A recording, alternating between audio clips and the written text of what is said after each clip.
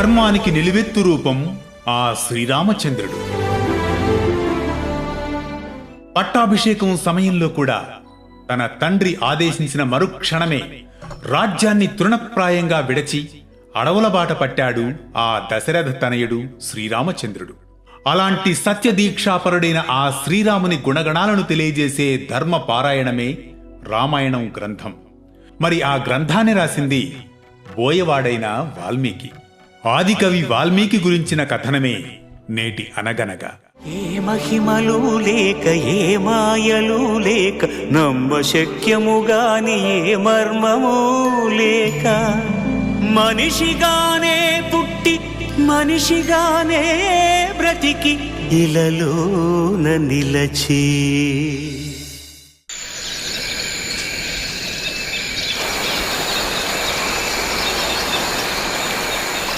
అనగనగా అది త్రేతాయుగంలోని కాలం.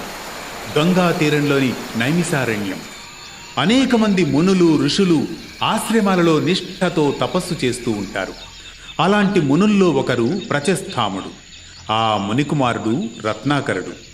ఒకరోజు అడవిలో ఆడుకుంటూ దారి తప్పి ఎటుపోవాలో తెలియక భయంతో ఏడుస్తున్న రత్నాకరుణ్ణి ఆ దారిలో ప్రయాణించే ఓ వేటగాడు చూస్తాడు. ఆ మునికుమారిని ఓదార్చి తనతో పాటు తీసుకుపోయి బోయవాడు తన కుమారుడిగా పెంచుకుంటాడు. ఈలోగా తమ కుమారుడు అడవిలో ఏ క్రూర మృగాల బారిన పడి మరణించి ఉంటాడోనని ప్రచస్థాముడు భావిస్తాడు. బోయవారి ఇంట పెరిగిన రత్నాకరుడు విలువిద్యలో ప్రావీణ్యం సంపాదిస్తాడు. యుక్త వయసుకు వచ్చాక రత్నాకరుడికి ఓ కన్యతో వివాహం, తదుపరి 3 సంతానం. వారితో పాటు తల్లిదండ్రుల్ని పోషించేందుకు దారి దోపిడీలు దొంగతనాలు వృత్తిగా చేసుకుంటాడు. అంతేకాదు ఒక్కోసారి బాటసారుల్ని చంపేందుకు వెనుకాడేవాడు కాడు ఆ రత్నాకరుడు. అలా అడవిలో బాటసారుల కోసం ఎదురు చూస్తున్న సమయంలో నారద మహర్షి ఓ సాధారణ బాటసారిలా మానవ రూపంలో ఎదురుపడతాడు రత్నాకరుడికి. ఆ సందర్భంలో వారి సంవాదం ఇలా సాగుతుంది. ఆగు, ఇదిగో ఓ బాటసారి, నీ వద్ద ఏమున్నాయో అన్నీ నాకు అప్పగించు, లేదా నా ప్రతాపమేంటో తెలుసుగా. తీ, ఏమున్నాయో తీ అంటూ హుంకరిస్తాడు. నారాయణ నారాయణ, ఊరూరా తంబూరతో తిరిగే నా దగ్గరేముంది నాయన, రుద్రాక్షలు కట్టుకున్న కాషాయం తప్ప. సరే, ఇంకా కావాలంటే ఇవిగో కాషాయ వస్త్రాలు తీసుకుంటావా నాయన? వద్దొద్దు, వద్దులే. అవునయ్యా, నా మాట వినయ్యా, ఇంతకు మించి ఇంకేమి లేవయ్యా అంటాడు నారదుడు. అప్పుడు రత్నాకరుడు, ఎందుకు నాయన అంత తాపత్రయం? అయినా ఈ దోపిడీలు దొంగతనాలు ఈ పాపకార్యాలు ఎవరి కోసం చేస్తున్నావు? నా కుటుంబం కోసం, నా భార్య పిల్లలు తల్లిదండ్రుల కోసం. నీ కర్తవ్యం గొప్పదే నాయనా, కానీ అలా దోపిడీలు దొంగతనాలు చేయడం పాపం కదూ. ఈ పాపం నిన్ను ఎప్పటికైనా వెంటాడుతుంది తెలుసా? అయినా ఈ పాప ఫలితాన్ని నీ కుటుంబం పంచుకుంటుందా? ఒక్కసారి వారిని అడిగి చూడు అని నారదుడు అంటాడు.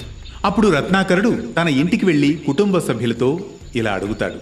దేవి, నేను ప్రతిరోజు చేసే దొంగతనాలు దోపిడీలు ఈ పాపకార్యాల్లో ఫలితం నువ్వు సగం పంచుకుంటావు కదూ? ఏమయ్యో, కుటుంబ పోషణ అనేది ఇంటి యజమానిగా నీ బాధ్యత. పాపపుణ్యాలు ఒకరి నుంచి ఇంకొకరికి ఇవ్వలేం, అలాగే తీసుకోలేమని బదులిస్తారు సతీసుతులు తల్లిదండ్రులు.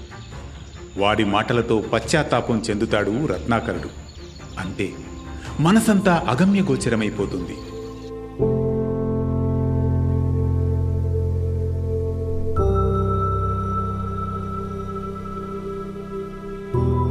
తరువాత మరుసటి రోజున నారద మహర్షిని కలుస్తాడు రత్నాకరుడు. మహర్షి, నాకు మార్గం చూపండి స్వామి, నేను పామరుడినై పాపంలో మునిగిపోతున్నాను, నాకు ఎలాగైనా పాప విముక్తిని కలిగించండి స్వామి అంటూ నారదుణ్ణి వేడుకుంటాడు. అప్పుడు నారదుడు, రత్నాకర, రామ రామ అనే 2 అక్షరాల మంత్రాన్ని జపించు నాయన, అదే నిన్ను రక్షిస్తుంది అంటాడు నారదుడు. అప్పుడు రత్నాకరుడు,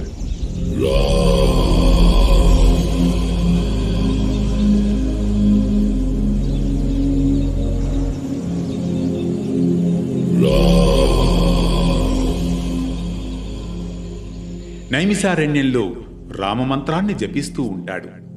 కాలం గడుస్తూ ఉంటుంది. రత్నాకరుడు తపస్సులో లీనమైపోతాడు.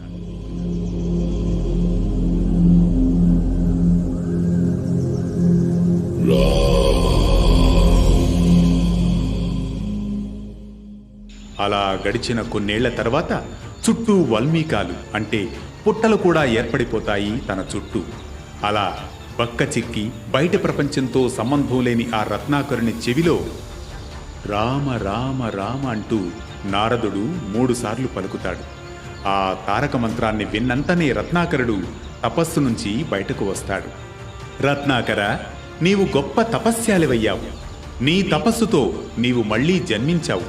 ఈ వాల్మీకం అనగా పుట్ట నుంచి పుట్టావు కాబట్టి నీవు వాల్మీకి నామంతో లోక కళ్యాణం కోసం యుగ యుగాలకు తరతరాలకు మానవులకు స్ఫూర్తిదాయకంగా నిలిచే ఓ బృహత్తర కావ్యాన్ని రాస్తావు అంటూ ఆశీర్వదిస్తాడు నారద మహాముని. ఇది బోయ నుండి మహారుషి వరకు సాగే వాల్మీకి జీవనయానం. మరి వాల్మీకి మహర్షి రామాయణం రచనను ప్రారంభించే ఘట్టం రేపటి అనగనగాలో తరువాయి భాగంలో తెలుసుకునేంత వరకు ఫాలో అవుతూనే ఉండండి వేటు న్యూస్. మంగళప్రదము శ్రీరాముని పయనము, ధర్మ ప్రమాణము రామాయణ